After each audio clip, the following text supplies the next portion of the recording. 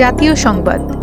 ত্রয়োদশ জাতীয় সংসদ নির্বাচনকে সামনে রেখে নির্বাচন কমিশন প্রস্তুতির গতি বাড়িয়েছে বলে জানিয়েছেন প্রধান নির্বাচন কমিশনার এএমএম নাসিরউদ্দিন। তিনি বলেছেন, নির্বাচন কমিশনের ভূমিকা হবে রেফারির মতো। যারা খেলবে খেলুক, যারা জিতবে জিতুক, কিন্তু আমাদের দায়িত্ব হবে একটি লেভেল প্লেয়িং ফিল্ড নিশ্চিত করা। আজ সকালে রাজধানীর আগারগাঁওয়ে নির্বাচন ভবনের সম্মেলন কক্ষে আয়োজিত কর্মকর্তা মত বিনিময় সভায় একথা বলেন সিইসি। ঢাকা দক্ষিণ সিটি কর্পোরেশনের নবনির্বাচিত মেয়র ইঞ্জিনিয়ার ইশরাক হোসেনকে শপথ পড়ানোর দাবিতে ঈদের বিরতির নগর ভবনে ফের অবস্থান কর্মসূচি শুরু হয়েছে। এতে অংশ নিয়েছেন বিএনপি নেতাকর্মী, ইশরাকের অনুসারী ও ঢাকাবাসী, ব্যানারে সংগঠিত সিটি কর্পোরেশনের কয়েকশো কর্মচারী। আজ বেলা 11টার দিকে আন্দোলনকারীদের সঙ্গে একাত্মতা প্রকাশ করে নগর ভবনে উপস্থিত হন ইশরাক হোসেন। তিনি বলেন, মেয়রের শপথ পড়ানো সরকারের সাংবিধানিক দায়িত্ব। স্থানীয় সরকার উপদেষ্টা সংবিধান লঙ্ঘন করেছেন, এখন আর থামার সুযোগ নেই। বিশ্বের দূষিত শহরগুলোর তালিকায় আবারও শীর্ষে উঠে এসেছে ঢাকার নাম। আন্তর্জাতিক মানদণ্ড অনুযায়ী বায়ুর গুণগত মান বিশ্লেষকের সূচক এয়ার কোয়ালিটি ইন্ডেক্স অনুযায়ী বিশ্বজুড়ে দূষিত শহরগুলোর মধ্যে দ্বিতীয় স্থানে উঠে এসেছে রাজধানী ঢাকা। আজ সকাল 8টা নাগাদ এই স্কোর রেকর্ড করা হয়, যা জনস্বাস্থ্যের দৃষ্টিকোণ থেকে অস্বাস্থ্যকর হিসেবে বিবেচিত।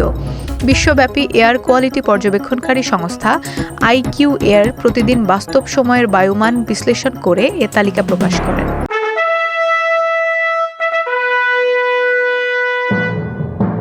রাজনীতির সংবাদ। প্রধান উপদেষ্টা ডক্টর মোহাম্মদ ইউনূসের সঙ্গে বিএনপির ভারপ্রাপ্ত চেয়ারম্যান তারেক রহমানের বৈঠকের পর রাজনীতিতে একটি স্বস্তিকর পরিস্থিতি এসেছে বলে মনে করছেন বন ও পরিবেশ উপদেষ্টা সৈয়দা রিজওয়ানা হাসান। পাশাপাশি রাজনৈতিক দলগুলোর কারো কোনো মতামত থাকলে সেটাও প্রধান উপদেষ্টাকে জানাতে পারেন বলেও তিনি উল্লেখ করেন। আজ ঈদের ছুটির পর প্রথম কর্মদিবসে সচিবালয়ে সাংবাদিকদের এক প্রশ্নের উত্তরে পরিবেশ উপদেষ্টা এসব কথা বলেন। আন্তর্জাতিক সংবাদ। রাজধানী তেল আবিব সহ ইসরায়েলের বিভিন্ন গুরুত্বপূর্ণ স্থাপনায় দফায় দফায় ইরানি ক্ষেপণাস্ত্র হামলা চালিয়েছে ইরান। রাতভর চালানো এ হামলায় কেঁপে উঠেছে ইসরায়েলি ভূখণ্ড। এতে এখন পর্যন্ত 12 জন নিহতের খবর পাওয়া গেছে, আহত হয়েছেন 2 শতাধিক। শনিবার দিবাগত রাতে রীতিমতো বজ্রের গতিতে ইসরায়েলি ভূখণ্ডে আঘাত হানে একের পর এক ইরানি মিসাইল। মূলত এদিন রাতে ইসরায়েলের বিভিন্ন জ্বালানি কেন্দ্র, বিমানবন্দর এবং সামরিক স্থাপনা লক্ষ্য করে হামলা চালানো হয়। ইরানের দাবি, এর মধ্যে সবচেয়ে বেশি ক্ষতি হয়েছে হাইফার একটি জ্বালানি কেন্দ্র। ধ্বংস হয়েছে জ্বালানি সংরক্ষণ কাঠামোর বেশিরভাগ অংশই। তথ্য প্রযুক্তির সংবাদ। কৃত্রিম বুদ্ধিমত্তা প্রযুক্তিতে নিজেদের অবস্থান আরও শক্তিশালী করতে নতুন এআই সার্ভার হেলিওস আনার ঘোষণা দিয়েছে চিপ নির্মাতা প্রতিষ্ঠান অ্যাডভান্সড মাইক্রো ডিভাইসেস। আগামী 2026 সালে বাজারে আসছে এই সার্ভার, যা এএমডির নতুন MI 400 সিরিজ চিপের ওপর ভিত্তি করে তৈরি হবে। যুক্তরাষ্ট্রের ক্যালিফোর্নিয়ার সান হোসেতে অনুষ্ঠিত অ্যাডভান্সিং এআই সম্মেলনে এ ঘোষণা দেন এএমডির প্রধান নির্বাহী লিসা সু। তিনি জানান, এআই প্রযুক্তির ভবিষ্যৎ একক কোনো প্রতিষ্ঠানের মধ্যে সীমাবদ্ধ থাকবে না, বরং এটি গড়ে উঠবে উন্মুক্ত সহযোগিতার ভিত্তিতে। খেলার সংবাদ। যুক্তরাষ্ট্রের ফ্লোরিডায় জমকালো আয়োজনের মধ্য দিয়ে শুরু হলো ফিফা ক্লাব বিশ্বকাপের 21তম আসর, যা এবার প্রথমবারের মতো 32 দলের অংশগ্রহণে অনুষ্ঠিত হচ্ছে। উদ্বোধনী ম্যাচে মুখোমুখি হয়েছিলেন লিওনেল মেসির ক্লাব ইন্টার মায়ামি ও মিশরের ঐতিহ্যবাহী ক্লাব আল আহলি।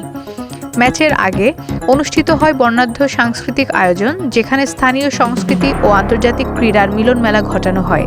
স্টেডিয়ামে উপস্থিত হাজার হাজার দর্শক মেসিকে এক নজর দেখতে এসেছিলেন, যার ফলে পুরো গ্যালারি ছিল কানায় কানায় পূর্ণ।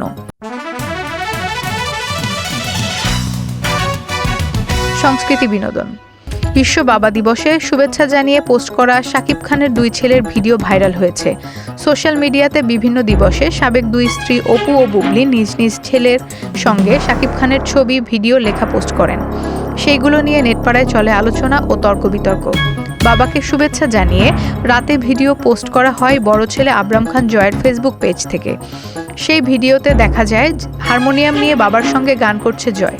সঙ্গে ক্যাপশন ছিল, আমার অসাধারণ বাবাকে বাবা দিবসের শুভেচ্ছা, পৃথিবীর সেরা বাবাকে নিয়ে উদযাপন করছি। দুটি ভিডিও নেটিজেনদের দৃষ্টি আকর্ষণ করেছে। দেখছেন লাখ লাখ ফেসবুক ব্যবহারকারী, তাদের অধিকাংশই বাবা শাকিব খানের প্রশংসা করছেন।